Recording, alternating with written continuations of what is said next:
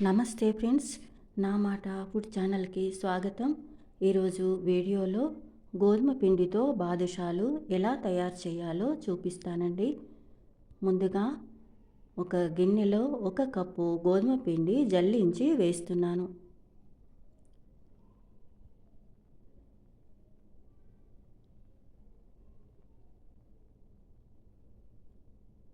తర్వాత 2 స్పూన్ల నెయ్యి వేస్తున్నానండి.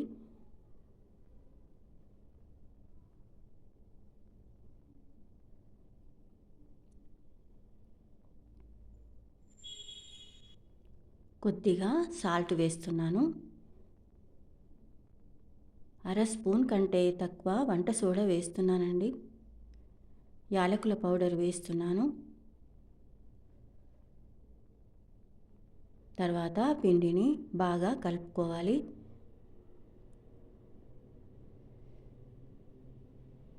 ఈ విధంగా బాగా కలుపుకోవాలండి పిండిని.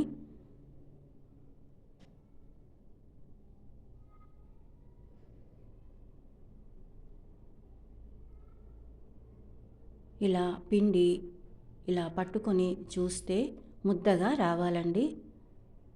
ఇలా రాకపోతే మరో స్పూన్ నెయ్యి వేసుకొని కలుపుకోవాలి.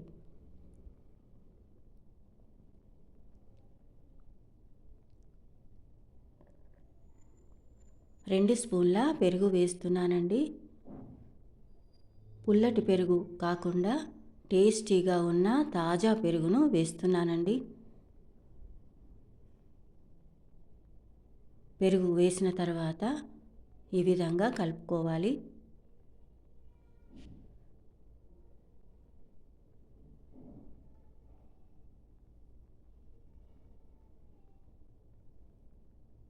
తర్వాత కొద్దిగా వాటర్ వేస్తూ పిండిని కలుపుకోవాలి.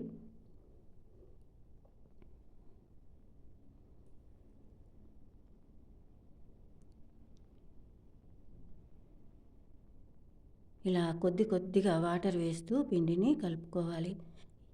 ఈ విధంగా పిండి కలుపుకున్న తర్వాత పైన 1 స్పూన్ నెయ్యి వేసుకోవాలండి. నెయ్యి వేసుకున్న తర్వాత ఈ విధంగా కలుపుకొని మూత పెట్టి అరగంట పాటు పక్కన పెట్టుకోవాలి.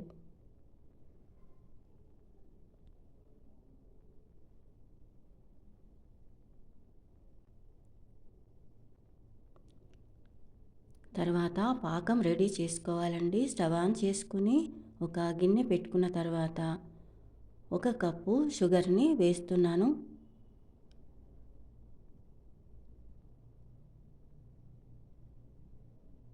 ఒక కప్పు షుగర్కి 1 కప్పు వాటరు వేసుకోవాలండి.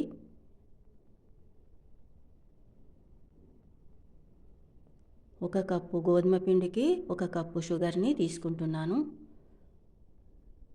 ఈ విధంగా కలుపుకుంటూ వేడి చేసుకోవాలండి పాకాన్ని. తీగ పాకం రానవసరం లేదండి. ఇలా చూస్తే కొద్దిగా చిక్కగా అనిపించినప్పుడు పాకం వచ్చినట్లేనండి. తర్వాత యాలకుల పౌడర్ వేసుకుని స్టవ్ ఆఫ్ చేసుకోవాలండి.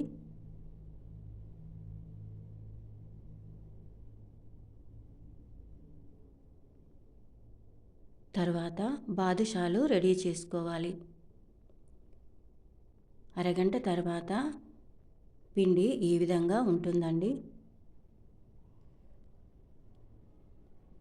తర్వాత పిండిని ఒకసారి కలుపుకున్న తర్వాత ఇలా చిన్న బాల్స్ లాగా చేసుకోవాలి.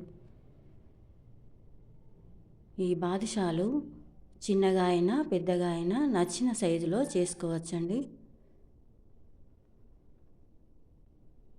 ఇలా వేలితో తిప్పుతూ ఓల్ను చేయాలండి. ఇలా డైరెక్ట్గా కాకుండా ఇలా అరిచేతిలో పెట్టుకొని ఇలా వేలితో ఓల్ చేసి ఇలా రౌండ్గా చేసుకోవాలండి. అన్నీ ఇదే విధంగా చేసుకోవాలి.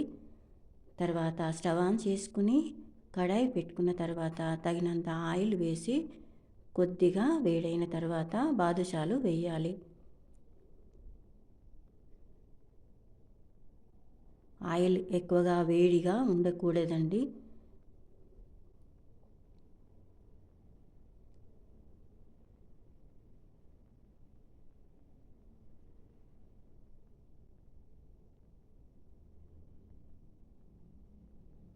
ఇలా బాదుషాలు ఆయిల్లో పట్టినన్ని వేసుకోవాలి.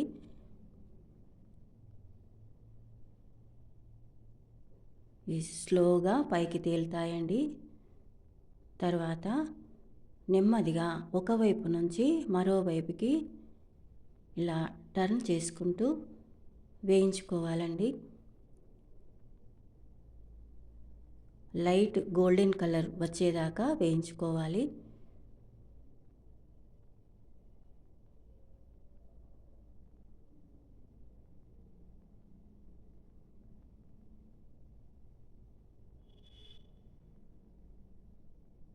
ఇలా మంచి కలర్ వచ్చేదాకా వేయించుకోవాలి.